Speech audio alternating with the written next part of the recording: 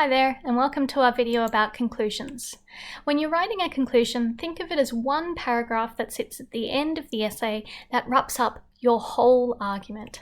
Usually conclusions contain two main parts to them: a summary of your argument and the key reasons for your argument, and then a bit of discussion about the implications of your argument, or the so what. Why is this all important? Now, when it comes to history, thinking about why is your argument important for the debate that you set up at the beginning of the essay, or the issue that you set up at the beginning of the essay can be helpful. Or thinking about why is this topic or why is this argument interesting or important for historians. They can be useful questions to ask yourself as you're writing your conclusion. Now let's have a look at an example. Here the essay question was about assess the impact of European nationalism. What have been the advantages and disadvantages of Europe's adoption of nationalism? So what this student does is, first of all, they set up a bit of the context. So the common people of Europe have had to bring about their stability the hard way. Europeans have had to forcibly come to terms with the fatal mistakes of 19th and 20th century rulers.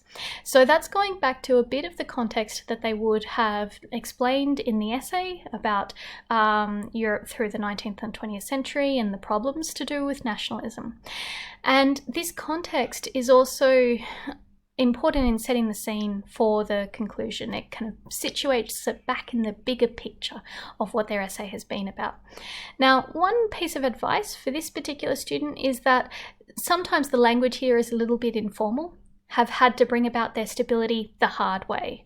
Now that to some markers might seem a bit too informal, so they might rephrase it to say something like, throughout history, or throughout the 19th and 20th century, for instance, people in Europe have had a difficult time with stability. Something like that, or have found stability difficult to achieve. Something a bit more formal. So let's have a look. Next, what they do is they summarize the argument. Nationalism works for some cultural reasons, but it is not universal.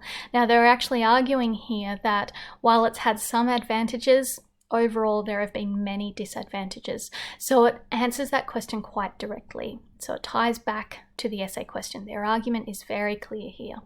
Then what they do is they summarize the key reasons. For entrenched nations, it can be a mixed blessing, but for young nations, the promise of nationalism is empty. So again, summarizing that argument.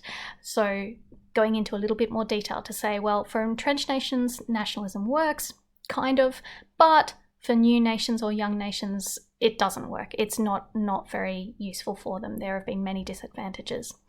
And then they go into more detail about what they've discussed. So nationalism has enabled a social framework that's provided legislative, protective, tangible unit for people to associate and identify with, emancipating them with suffrage, education, and welfare. So those are the advantages.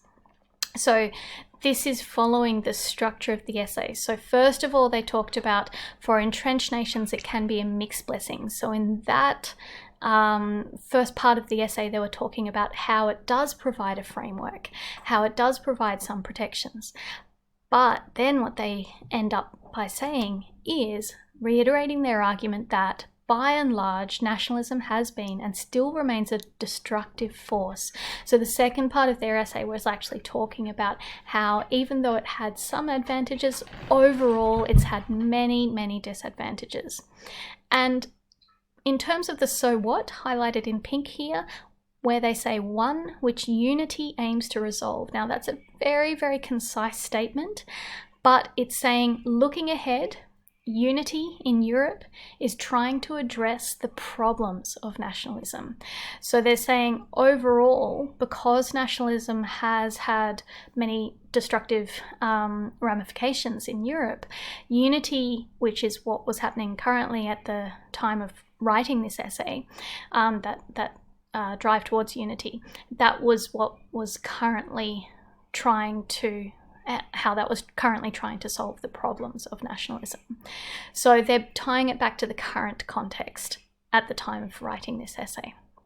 So when you think about that so what, you can take a range of different approaches to it. So thinking about what are the current situations, how does my essay, which looked at this particular event or these factors or this particular time period, how does that tie back to current issues?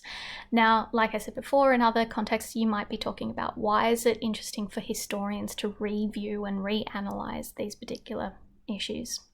Okay, so that wraps it up for talking about conclusions. Our next video is going to be focusing on editing your essay.